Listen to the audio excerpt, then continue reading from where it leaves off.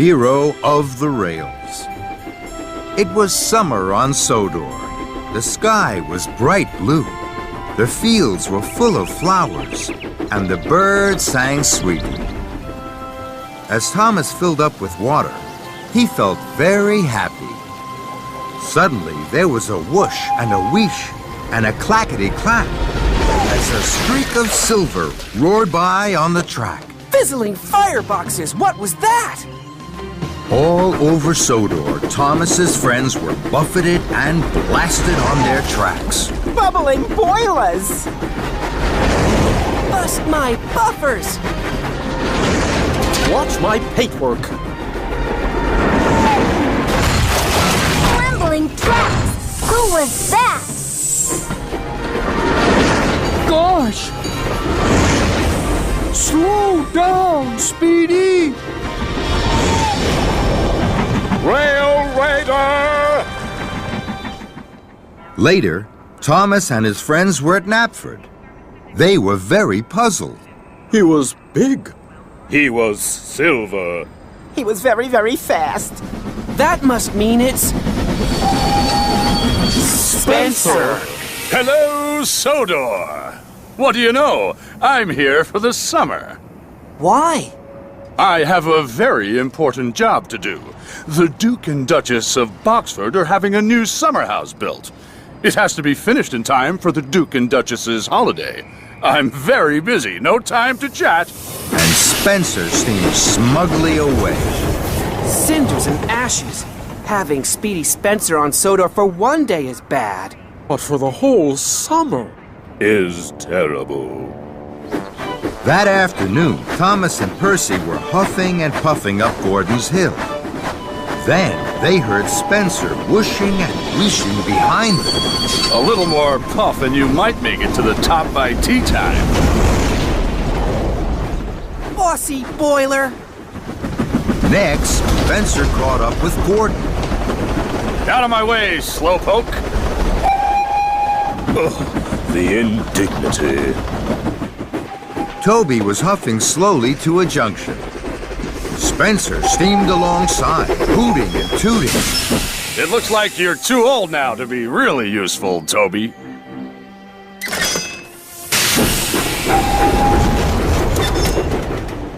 Toby gasped.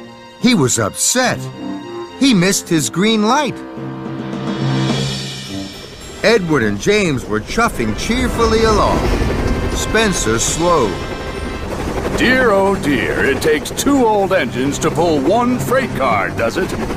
I'm pulling 5. And Spencer thundered away. James was so cross, he couldn't puff at all. That night, the engines could only talk about Spencer. He told Toby he was too old. He's taken over my express line. He'll never have a shiny coat like mine. He'll never have manners. Spencer's scary. The next day, Thomas was at Brendam Docks. He had a heavy flatbed of machinery to collect. Spencer was there. He was being coupled up to 5 flatbeds of building materials. Dear, oh dear, Thomas. It's just as well the Duke and Duchess don't have a tiny toy tank engine like you. The summer house would never be finished. What do you mean? I mean, Thomas, you just can't pull heavy loads. Thomas was upset, and so were the other engines.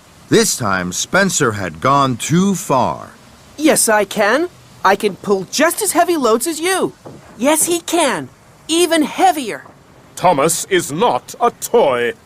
He's a really useful engine. And he's very strong. The Sodor engines didn't scare Spencer. An idea had bubbled in his boiler. Very well, Thomas. Meet me tomorrow at dawn at the shunting yards. We will have a contest of strength. We will each pull a heavy load and we'll see who can pull it for longer and for further. Spencer slid slyly out of the docks. Suddenly, Thomas felt very worried. Bust my buffers. I can't do this. Spencer will win a contest of strength. The other engines saw that their friend was worried. You're the #1 engine on Sodor, and you'll show Spencer that Sodor engines are more special than he is. I know that because you're my best friend. Thomas looked at his best friend, Percy. Percy believed in him. I will meet Spencer at dawn, and I will win. Early the next morning, in the cold light of dawn, Thomas and his friends waited for Spencer. They could see a streak of silver engine puffing towards them. It was Spencer. Thomas felt worried. I can't do this, Percy. Yes, you can, Thomas. You always tell us we can do whatever we want to. So can you. The tracks were cleared for Spencer and Thomas, and both engines were coupled up to their heavy loads. Edward puffed forward. You will each take different tracks round the island. You may only stop for coal and water. Then Edward whistled long and hard. The contest had begun. Spencer and Thomas pumped their pistons. Thomas puffed off with a heave and a huff. I can do it. I'll puff for longer. I'll show Spencer I really am stronger. Spencer smiled as he slid away. I'll show Thomas who's strong and who's weak. He'll puff home with a squeak and a creak. The other engines watched and worried. Then they blew their whistles long and strong. Good luck, Thomas! Thomas and Spencer puffed round the island. They clickety-clacked along the tracks. They whooshed through woods, and they huffed up hills. Spencer steamed and smiled. He raced and he roared. Thomas puffed and huffed. He heaved and he hauled. Silly little engine. When will he learn? You can do whatever you want to, and I want to win! Thomas was huffing up a steep slope. He was puffing and panting, and his axles ached. At last, he reached the top. Hooray! I did it! Then there was trouble. There was a clang and a prang. Thomas gasped. Cinders and ashes! I've broken my brakes!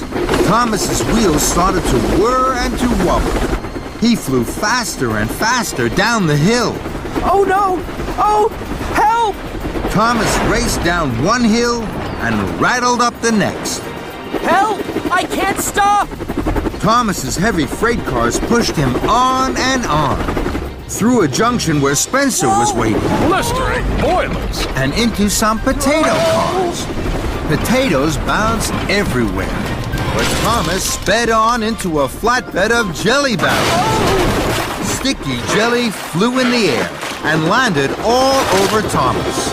But still he went on and found himself rolling along an old rickety track. Ahead, Thomas could see a thick wall of bushes. Fenders and funnels, how can I stop?